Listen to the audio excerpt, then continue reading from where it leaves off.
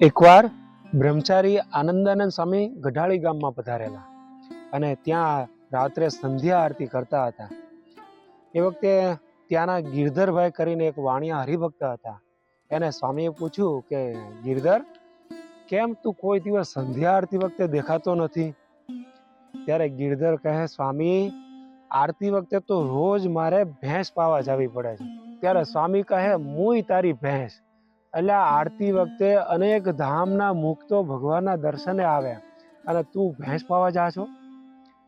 સ્વામી મંદિરમાં આવી જ્યાં વાત કરી ત્યાં એના ઘેર ભેંસ મરી ગઈ અને એ વખતે એમનો છોકરો દોડા દોડ મંદિરમાં આવ્યો અને કહ્યું કે બાપા, હે બાપા, એ જટ ઘરે હાલો, ભેંસ તો લાંબી થઈ ગઈ છે.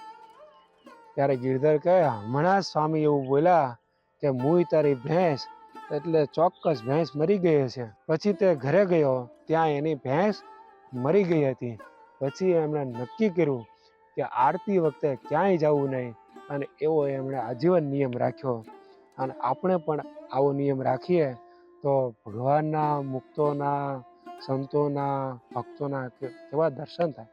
પછી તેણે આરતી વખતે ક્યાંય જવું નહીં એવો નિયમ રાખ્યો અને આપણે પણ એવો નિયમ રાખીએ તો ભગવાન આપણા ઉપર કેટલા બધા રાજી થાય.